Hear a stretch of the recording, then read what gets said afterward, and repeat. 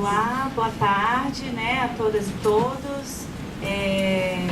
Para quem está chegando agora, em nome da Defensoria Pública e do Núcleo Especializado de Defesa da Diversidade e da Igualdade Racial, eu gostaria de dar as boas-vindas. O Núcleo, esse ano, completa 10 anos, né, da sua criação. O Núcleo foi criado em 2008, em razão de uma demanda apresentada por representantes de movimentos sociais negros numa das conferências estaduais da Defensoria Pública. Então, esse ano, em razão dessa celebração, né, e também por conta, evidentemente, do Dia da Consciência Negra, a gente está com uma programação de eventos, um conjunto de 5 eventos ao longo do mês de novembro, com o intuito, né, de trazer para as pessoas que acompanham a Defensoria Pública, para os movimentos, defensores de direitos humanos, debates importantes, que a gente considera importantes, centrais, urgentes para a luta antirracista, né?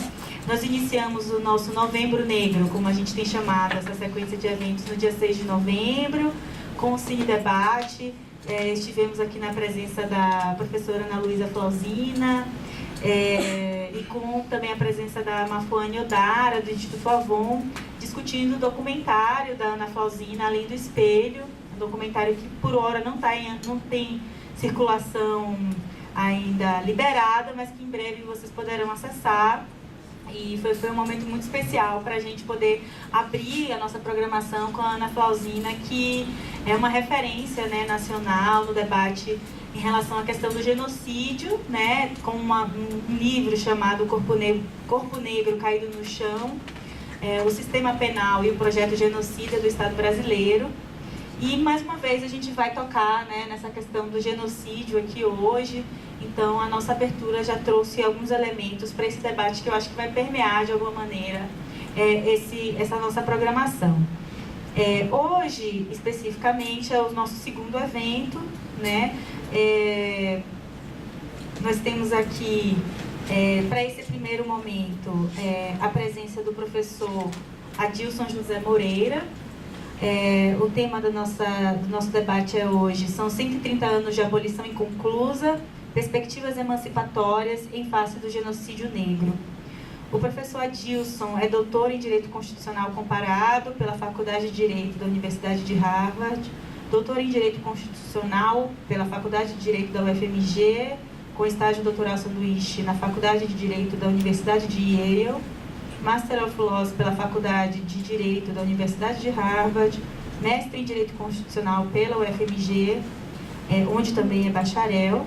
Desenvolve uma série de projetos em Direito Constitucional Comparado, Teorias de Discriminação, Direito de Família e Direito de Minorias, né? Recentemente, o professor Adilson também publicou o livro O que é Discriminação, pela editora Letramento, correto, professor? Também uma leitura muito contemporânea, muito importante para nós que estamos nessas trincheiras, né, da luta antirracista e tentando construir um direito que possa trazer alguma possibilidade de inclusão, né, e de justiça para setores historicamente marginalizados. Então, convidamos o professor Adilson para palestrar sobre abolição inconclusa, desafios para a construção de um direito antidiscriminatório. Queria agradecer enormemente a presença do professor Adilson, o aceite, né, ao convite que nos foi feito, dizer que é uma imensa honra e um imenso prazer para a Defensoria Pública recebê-lo. Aliás, não é o primeiro diálogo, né, não é a primeira vez que o professor atende ao nosso chamamento, né, cumpriu um papel muito importante no momento em que a Defensoria Pública instituiu a sua política de cotas, né, à época na gestão da Vanessa, à frente do núcleo. Sei que o professor teve um papel muito importante nesse período, junto com outras tantas figuras, como o próprio Silvio Luiz. Então, queria agradecer realmente, professor, por essa parceria e pelo fato de a Defensoria poder contar, né, com você, que é uma referência, que é um intelectual importantíssimo para a gente. E, sem mais delongas, passo a palavra. Boa tarde a todas e todos. Em primeiro lugar, eu quero agradecer o convite da Defensoria, dos organizadores desse evento, para falar aqui para vocês e para discutir um tema muito relevante, que é essa questão da abolição inconclusa. Eu pretendo abordar esse tema a partir dos meus estudos sobre direito antidiscriminatório e também da ideia de justiça histórica, como foi proposta pelo pensador Jeremy Waldron, um constitucionalista muito importante, certamente que vocês já devem ter ouvido falar, muito possivelmente algumas de vocês já devem ter lido. Então vejam, a implementação de programas de ações afirmativas ao longo dos últimos 20 anos, primeiro em instituições públicas, depois em universidades públicas, depois em concursos públicos, gerou um debate importante sobre os significados da raça no nosso país. Nós podemos identificar duas posições dentro desse debate e essas duas posições estão largamente fundamentadas em argumentos sociológicos, em argumentos jurídicos, mas também baseadas em argumentos históricos. A primeira posição, que é uma posição favorável à implementação de medidas de inclusão racial, parte do pressuposto que a raça é uma categoria socialmente relevante, que a raça é um critério utilizado para diferenciação entre os indivíduos. Os defensores dessa posição partem do pressuposto de que a condição atual das minorias raciais, principalmente de negros e indígenas, é um reflexo de vários processos que se reproduzem ao longo da história. Vários processos de exclusão, de marginalização, ou seja, vários mecanismos discriminatórios que são criados e reproduzidos para manter minorias raciais, principalmente negros, em uma situação de subordinação. Bem, essa concepção da história, não é como da condição da marginalização da população negra, como algo ligado a mecanismos discriminatórios que se reproduzem ao longo da história, fundamenta uma concepção distributiva de justiça. Então, parte-se do pressuposto que o Estado tem uma obrigação de implementar medidas para resolver, para promover, melhor dizendo, a inclusão de minorias raciais. Dentro dessa ideia de justiça distributiva está a noção de justiça histórica. Nós vivemos, afirma o professor Waldron, em uma sociedade democrática, ou que pelo menos pretende construir uma cultura pública democrática, e isso significa que nós não podemos permitir a existência de castas sociais. Nós não podemos permitir que certos grupos permaneçam em uma situação de subordinação permanente ou duradoura.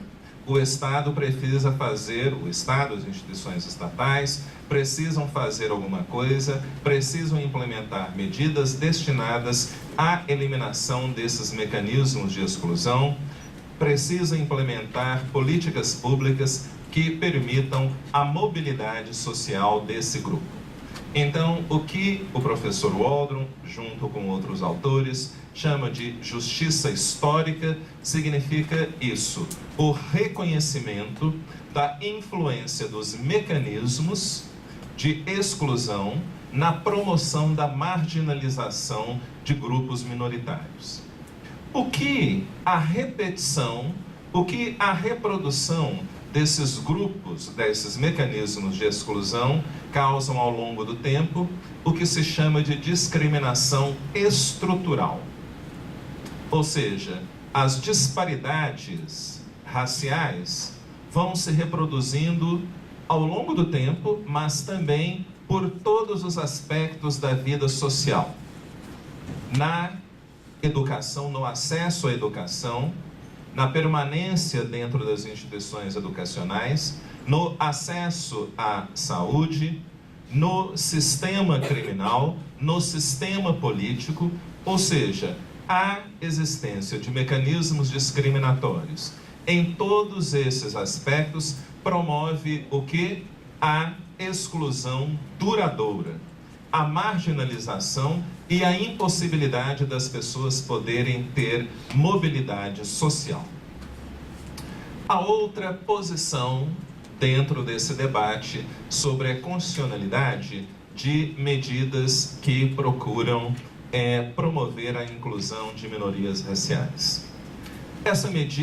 Essa posição está baseada nos seguintes argumentos. Em primeiro lugar, a raça é uma categoria biológica que não deve ser utilizada como princípio de política pública, nem mesmo para promover a inclusão de grupos minoritários. Esta posição, as pessoas, os juristas, os sociólogos, os atores sociais que defendem essa posição, argumentam que quando o Estado utiliza a raça como um critério de tratamento diferenciado, ele está promovendo a discriminação. A raça é algo que não existe socialmente, não é um critério científico adequado e, portanto, não é um critério justo de diferenciação entre os indivíduos. Esses atores sociais que defendem essa posição também compreendem a história como um processo linear. Eles partem do pressuposto que o desenvolvimento histórico da sociedade brasileira tem ocorrido segundo uma lógica da transcendência racial. Nós tivemos um período escravocrata, depois tivemos um período republicano, hoje nós estamos num período histórico no qual a raça não tem mais relevância social. A raça e, consequentemente, o racismo não são fatores que impedem a ascensão social de grupos minoritários. Este conceito, não é? Esta concepção da história como um desenvolvimento linear que vai da escravidão para a democracia e para a rejeição, não é? Paulatina, gradual da raça e do racismo e também dos mecanismos discriminatórios, demonstram que, afirmam esses indivíduos, a ideia de justiça distributiva não faz nenhum sentido. Porque nós só podemos pensar em justiça distributiva, nós só podemos pensar em justiça corretiva quando nós podemos apontar de forma bastante clara quais são os mecanismos responsáveis os mecanismos passados que são responsáveis pela condição atual dos grupos minoritários.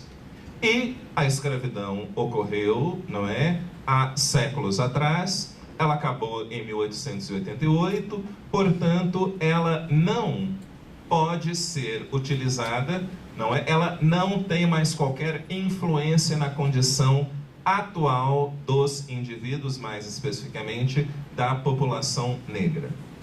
Esse argumento sociológico, ligado a essa concepção histórica, não é, da história como um desenvolvimento linear, sustenta o quê? A aplicação do princípio da igualdade formal.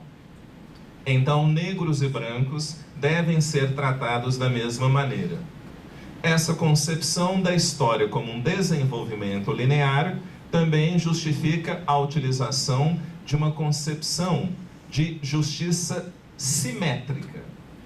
Indivíduos que estão igualmente situados devem ser tratados de forma igual, de forma similar.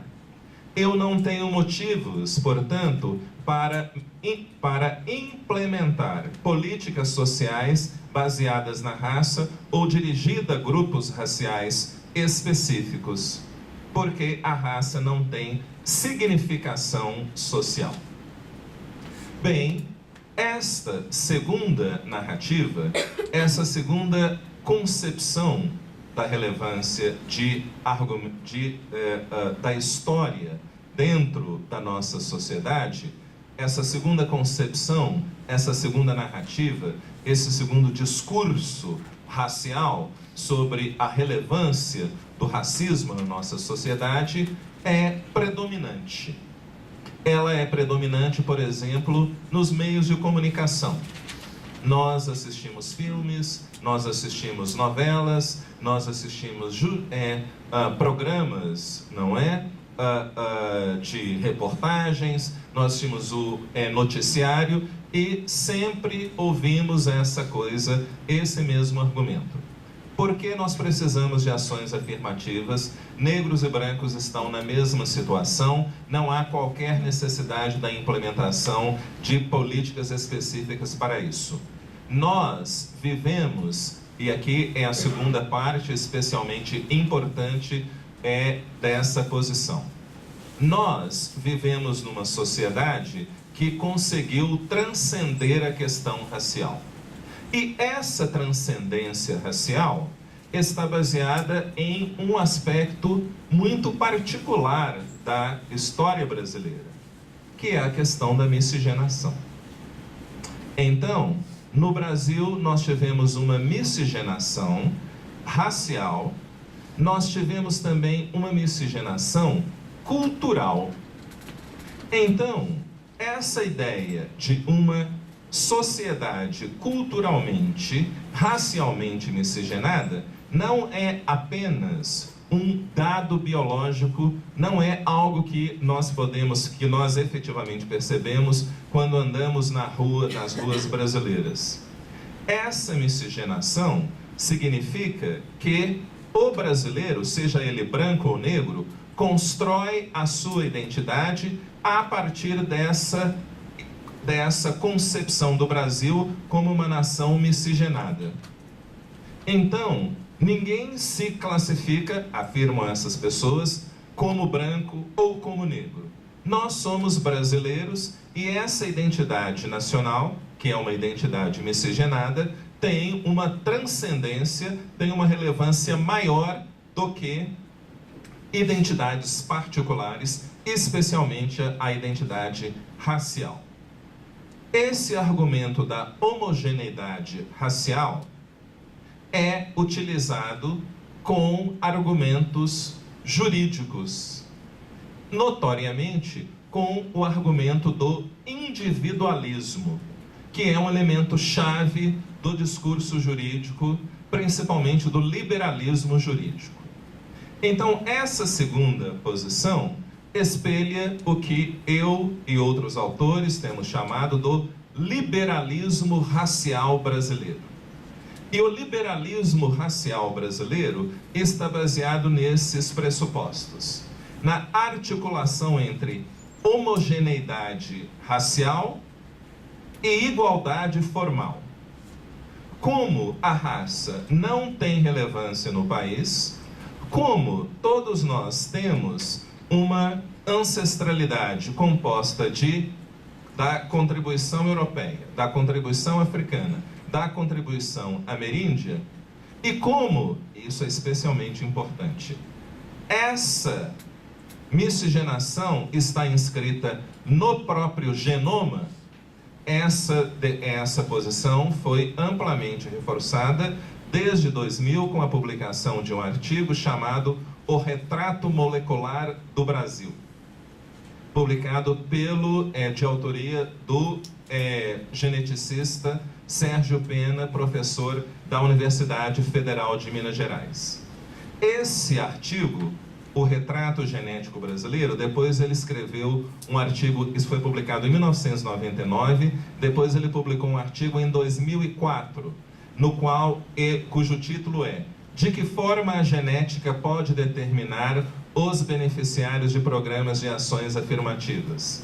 E ele argumenta que a raça não é um elemento adequado, não é um critério de diferenciação adequado entre as pessoas, motivo pelo qual nós só devemos utilizar políticas universalistas. Políticas que promovem a inclusão tanto de pessoas brancas quanto de pessoas negras.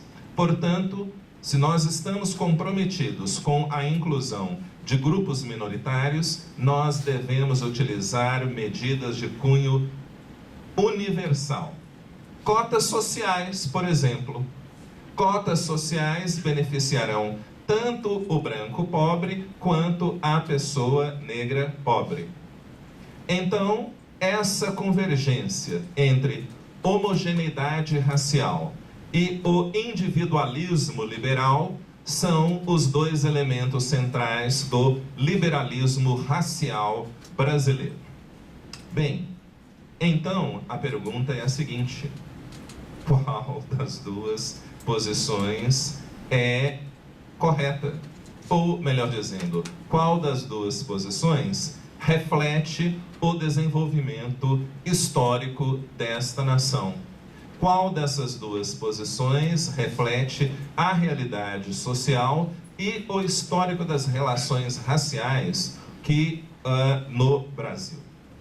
Eu penso que nós só podemos dar uma resposta adequada a essa pergunta se nós devemos optar pela consciência racial, significando aqui o reconhecimento da relevância e da influência da raça na vida das pessoas, ou então pela transcendência racial, se nós tivermos contato com diferentes teorias, com diferentes gerações de teorias de discriminação. Sem isso, nós não podemos responder essa pergunta de maneira adequada. E vejam, o que está no fundo dessa questão, se justiça distributiva ou justiça simétrica, não é algo que diz respeito apenas à questão das desigualdades raciais. Essa é uma questão que está presente em toda e qualquer política pública. Se nós devemos utilizar políticas públicas de caráter generalista ou então políticas públicas destinadas a grupos específicos. Então, essa análise do papel dos mecanismos discriminatórios na promoção da marginalização de grupos sociais transcende a questão da raça e do racismo. Isso se aplica à questão da mulher, isso se aplica à questão do público LGBT, tá? Isso se aplica à questão de classe, isso se aplica à questão também das comunidades indígenas. Então, vamos lá. Eu tenho um partido, eu tenho uma posição bastante clara nesse debate. E a minha opção, surpresa, é realmente a primeira opção. Ou seja, eu estou inteiramente convencido de que a raça é um fator fundamental, é algo que afeta todas as dimensões da vida dos indivíduos de minorias raciais neste país. Eu parto do pressuposto que o Brasil é uma sociedade, sempre foi e durante muito tempo será uma sociedade estruturalmente racista que procura ativamente promover a marginalização racial e o genocídio da população negra, o encarceramento em massa da população negra, a discriminação sistemática de homens negros e de mulheres negras no mercado de trabalho não é apenas alguns dos vários indícios, dos vários processos que comprovam esse fato, ou seja, da importância estrutural do racismo na nossa sociedade. Mas eu quero deixar a questão do racismo de lado por enquanto. Eu quero entender o problema da reprodução, da marginalização da população negra ao longo do tempo. E nós só podemos fazer isso, ou, não que não só podemos, mas uma das maneiras a partir da qual nós podemos fazer isso é uma análise de diferentes teorias de discriminação. E, obviamente, a primeira delas é a da teoria da discriminação direta. Essa é a primeira teoria de discriminação formulada pelos tribunais. Isso começou a ser pensado na jurisprudência dos tribunais norte-americanos ao longo do século XIX. Em 1803, a Suprema Corte dos Estados Unidos decidiu um caso muito importante chamado Madison versus Marbury. E nesse caso, a Suprema Corte disse o seguinte: olha aí, pessoal, a questão é a seguinte: a partir de hoje, nós, o judiciário, determinará se uma norma é constitucional ou não. Tá? Isso não ficará simplesmente a cargo do executivo, não ficará a cargo do legislativo, somos nós que vamos decidir se uma norma, se um ato governamental é compatível com a Constituição. Nessa decisão, a Suprema Corte, então, implementou o que hoje nós conhecemos como controle de constitucionalidade das leis. Ao longo do século XIX, a Suprema Corte desenvolveu um critério para decidir se essa norma, se o ato governamental é constitucional ou não, e isso se chama o critério da razoabilidade. E, de acordo com o critério da razoabilidade, uma norma será constitucional se ela utiliza um critério de tratamento diferenciado que está racionalmente relacionado com um interesse estatal legítimo. O município de São Paulo, por exemplo, diz o seguinte: mulheres grávidas devem ter tratamento preferencial em transportes públicos. Haverá lugares separados para mulheres grávidas. Isso é um ato de discriminação. Isso é um ato discriminatório. O que significa discriminar?